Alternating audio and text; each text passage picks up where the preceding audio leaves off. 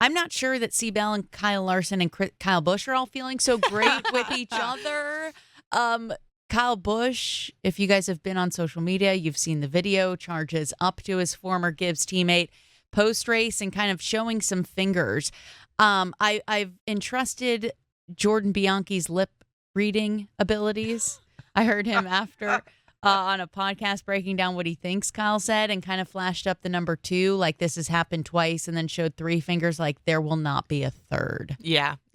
It seemed to me like, and I also listened to that same podcast, the teardown that Jordan and Jeff do after every race. And it seemed to me that their conclusion of what happened there was true and that Kyle was kind of keeping score, of incidents on the racetrack. But you have to also remember that these are 2 former teammates. I don't think that there is any like bad blood there on a normal, basis. I think you're getting reactions as our sport does right after, the event is over. There's no time to cool down. I almost wonder if you talk to Kyle Busch today, if maybe he would have a little bit different temperament about what happened. And it's interesting. There were several different angles of it that made its way onto social media. But it didn't seem like there was much coming from Christopher Bell in that exchange. He was smart. He just took it. Yeah. He just sat there, was like, okay, and then that was that. So I'd be interested to see if anything comes from it. I doubt that it will. The incident in question, Lee, was about 28 laps to go. So Chase Elliott gets busted for track limits, which is something that we'll get into. Right after that, you have Blaney take a spin.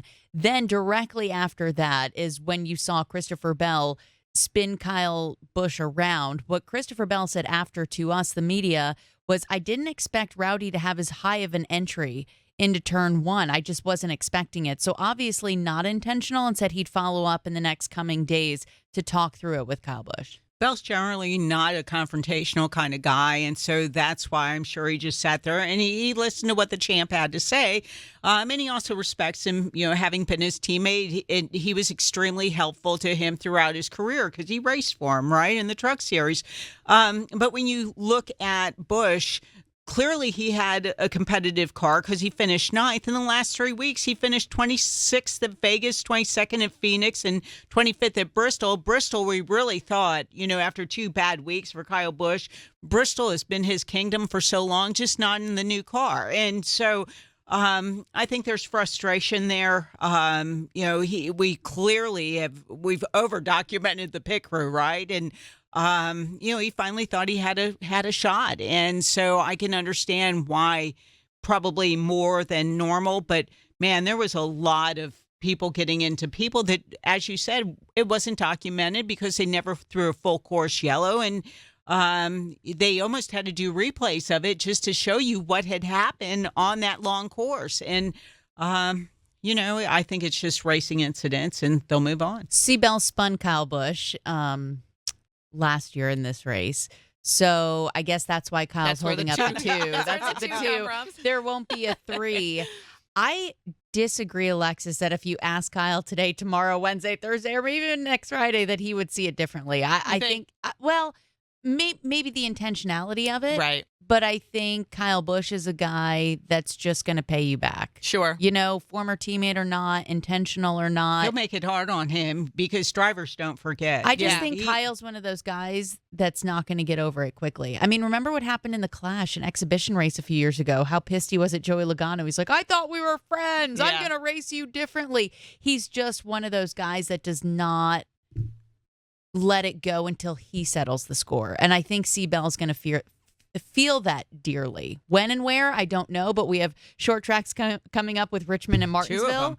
Yeah, I feel like payback is on the way. Well, the only thing that I can say to that is that, Christopher, for the most part, and this goes back to what Lee was saying, he's been running in a different part of the racetrack lately than what Kyle Busch has been running. So, potentially there'll be, several weeks in between when Kyle can actually get back to his bumper, but we'll see. Kyle Busch, as you said, Lee, even with this incident, in some ways stops the bleeding because he finished 9th yesterday.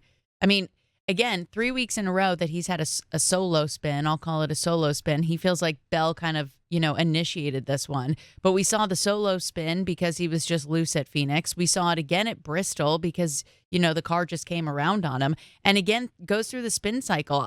You talk about the pit crew. There is a high level of frustration on the 8 camp right now. And I talked to Kyle's crew chief, Randall Burnett, and he said, we just have to figure out how to execute.